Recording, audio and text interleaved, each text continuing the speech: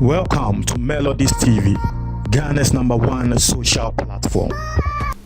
Embra, you report here on the robbery case at a course or Alabama, Mekansembi. Now, so never cost us some lesson, Mr. In tariff fair, a chego, a screen is we. I said, you produce a wabruchi, we a Ghana for or more abruchi, Obia, or do melodies, at the Bia would Ubitumia support by clicking in the description box. Ube who are the link no. O click here, send ya ubenya tiny bino bibia wo. Na we are subscribing, na click in the notification bell and so and not any other screen so sisia. Adoma no na we miaso na wa click or amay. Na say yen na ye ko yenim na ye ni sisia no ya pa 100,000 subscribers ho. A big feat. Enu hunti ama YouTube for who say ejuma pa ye yenti wo mo a verify your channel nenso eno so adepa aba na say ha say de ye de mamunia authentic news in kwana. Now Endra ye the breaking news bremo say akronfo first yet ye say akronfo no mo ye be 3 o say 4 ye sanso beti ye say na omo ye 5 na Endra minya videos bi ehwe ye Endra akronfo no ebe attack ye no MC videos be e ko viral nkofo bebe na hwe video no na video no be hu ne se wo mu kra moto stray na moto stray no wo mu ni na tena so 333 nti wo mu ye 9 nti reporter na e ba se wo mu ye 4 wo mu ye 3 no sisi aye na ye hu se na akronfo no wo mu doso wo mu ko bo kro no e wo Alaba na wo mu ko bo kro no me kan se he Alaba ho a wo mu ko bo kro no eje se wo ye obi a wunim Kumasi obi a wonim Kumasi bi anim say one of the toughest places in Kumasi baby asebe womo a womo wo ho omuni so ohye untumi mfa nkwasi asembia anesisi sembia enkonkodi omo eye Alaba market obi a wo Kumasi bi anim say ade no Alaba ukodi nsemfo wo ukobokro no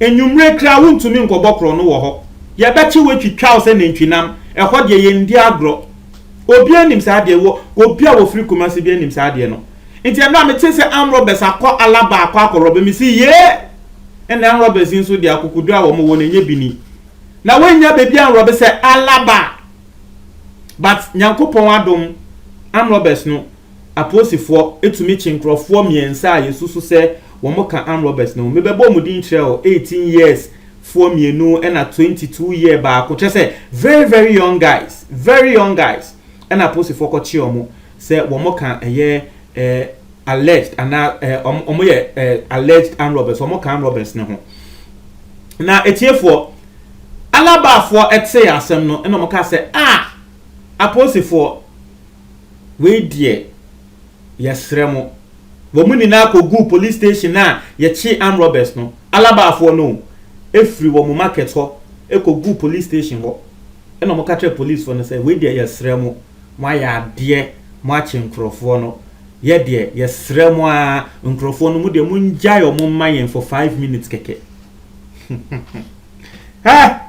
Alaba fo no market fo no omu de omu free omu shops ni nyomo nyama omu tin say ya chi Amrobes no omu akọ police station ho akọ police fo say yesremo yamba ha say ye ne mo beku yamba ha say ye be ye gidigidi ba mu de yesremo keke Amrobes na mo achi omu no mu njai omu mayen keke na yenye wo mu show na mo hwe se ne Alaba fo yete obviously police for Anthony but they were serious and they besieged the police station and they told them that and they say wo mo kan agro so say ye be bu omo ni ejam omo se mo je omo maya ye be ku omo mo fo omo maya ni enku omo because wo mo ba Alaba no sikana omo be wiaye no ye ka se we ku obi a ene nche se bi a physically we ku obi nkwa na che se ana physically the second ana wo de etuo abo obi nkwa na che se we ku no dabi ye ka se we ku obi a ebia wo bi ne life saving we wia o se ajen we ku me yes we ku no so say aside nkrofo a wo mo bo mu tweme ma wo tia se nkrofo mienu ewu o say aside nkrofo a ye bo mu tuo eku wo mo no wo mo sanso wia nkrofo sika dwetire ene nyama ni na eye kum nti armed robbers na enjay omo keke no wo mu nso enku omo mu police won jay armed robbers na mo keke na omo nso nku omo bi na asem mfa na asem ko. And that is what they wanted. That is what they wanted. Now, a police for me a mistake. Obianim said like a police for there is no way they will do that. But naka womu a mistake. Eko giant crofui Emma alaba fui. Can robbers na eno no. Na ke eno no ombenu omo rough. Young guys. Na we na Ghana for bebre na eche wo mo adwen e wa asem we. Unu say ade alaba afo eye no.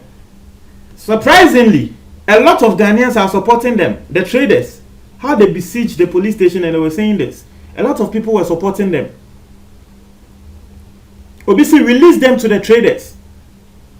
Also, these traders can deal with these criminals and must be released to them one after the other for lynching. They deserve to die. Nipakwa wakase your friend Kukumala. Our one crime. Kasi no there. Armed robbers there.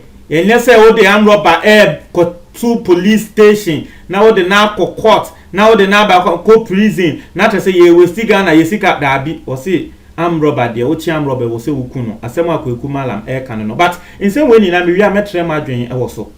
Metre margin also pan. Obi essentially say Ghanaians don't know who the real thieves are. The armed robbers you see are victims of government stealing. Politics no a real no. Obi nso say until obi beka say no say what they share government no and obi nso beka say Mahama is using Zongo people to visit mayhem on law abiding Ghanaians. Until won obi be politics na obi nso aba beka ono ne de. O say is foreign squad still working? If not, it must be brought back immediately. Also, the police should be dispatched into towns. Asema will be canon. Now, answer na make more of the comment. Let me say this. You see, minim say a lot of people listening to me will also agree. Say ane yenjai na kankrofuni nkum armed robbers no. Yenjai na kankrofuni nkum armed robbers no. So also wakasa. I'll give you an example, and then you'll see say aside it being against the law, krano, it is also not fair. One sheni ya, e did no mere ebeba also. One sheni ya, obekwa kokum wrong person. Now, example, and I always use this case as an example, as a classic example. Last year, Abrante Efeno, Eric Kojodia, wakobo aposi for mienu tu eku omuno. Mukai di see ye. Abrante nankasa. It took a while for the police to arrest him. Na answer na police for ebeche Abrante no. Police for kwache enkrofo miensa wo se enan bia na wo mo aye rasta na nyama na yesusu se wo mo eka Abrante sa day na asemisi police for kwache some 3 guys bi no mo aye rasta na nyama ye ni aye hwe videos no na enkrofo kan se we mu na ekum police for no e ma enkrofo de embo Bruce and Crofui free.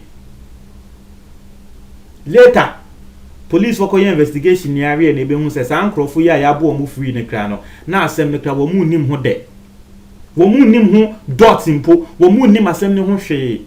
Now so sense police for chi omo and sem kwa bonte say e ye womun de kokum police for intino Ghana for e bro omo.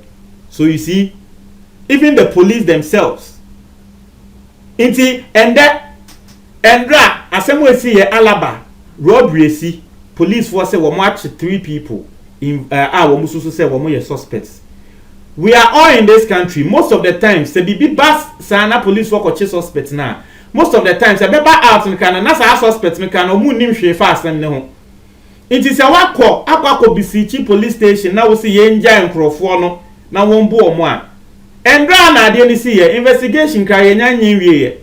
Investigation betumi abakra me yehu ne say say enkrofo yi ayakoche omokra no ebia na enye omo nti say wako police station say yenja omo ma na bo omo na ebia yeje omo so ma na wako bo omo a say won so de no me about so because you are beating the armed robber or you are beating the person, supposing say well you're armed robber and and you've killed the person. Now wokoku nipa ko ni later na ebe hu say nipa ko no kan nyo no. Na tse hu so waku nipa. Nti ebe no me a ebe di wachi. Nti mesre for that fact nti no mesre odie even if lynching of people in this country, it is yenim Maxwell Mahama no Captain Mahama no, lynching of anyone in this country is not allowed. But what the friend no crown to change, it is against the law. You look at the other side I'm talking about. On countless occasions, I send money a coaching crofwa, gidi police for the first time, one coaching crofwa first and crofwa there. Later, I don't say investigation back so now you releasing crofwa. Captain Mahama, someone ye can cram. So police for first one more crofwa, baby, and I can say you're releasing more than half. Mebuana, you're releasing more than half. Western Togoland for you. Womuko di nyamran sama police was say yachi omui. And the police won't release it bebre.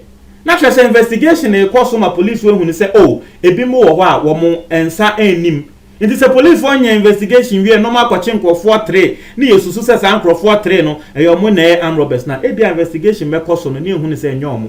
Nti si yenja wo mo ma na wo mbo a you be killing innocent people. Aside that, you were on my way. It was last year or this year. I stand to be corrected. Last year or this year. It was my way, and I will be any of you konya asem. So that time, it was last year. So mo kai last year. Will be echo board MPP na friend no. MPP financier our constituency be. No, or ye finance MPP executive be. Last year. Will be koponi tioku no woni fie. Na obi ene nadamfo bi nya asem na wane nadamfo ni nya asem a wo pese nadamfo no police for twe na so nti wo sheda ko catch police for say ni MPP executive ya yakwa kokunu yi sa madamfo yi ma police for ekochi ni pakro no later na police for ebe hu say wrong information ma ni bakwa wo report ye no police for crack chi ni say wonim say wrong information na o de amanya na ye won so ye be chew. Iti imagine say ni pakono ni nadamfo enya asem na wakwa akotwa ntro ato ne so say wonu no koku MPP executive na police akwa akochi no na nkrofo ka say ende yakwa akochi ni pakwa woku MPP executive no yakwa akochi no na eja na mamu na mo abo no later kra na beba say ade ne kra wonu nadamfo na enya asem na ye twa ntro ato ne so. It is nkrofo 3 year ya chisisi anything can happen. Anything can come out and you don't say as Uncle Fuika, they know nothing about the whole issue. Intimesremo, a young to Wasiawate. Alaba for media minim, a nipa nevu, and a dear before I can send winning about please, young to Wasia. Muncha comment box in Mumedasi.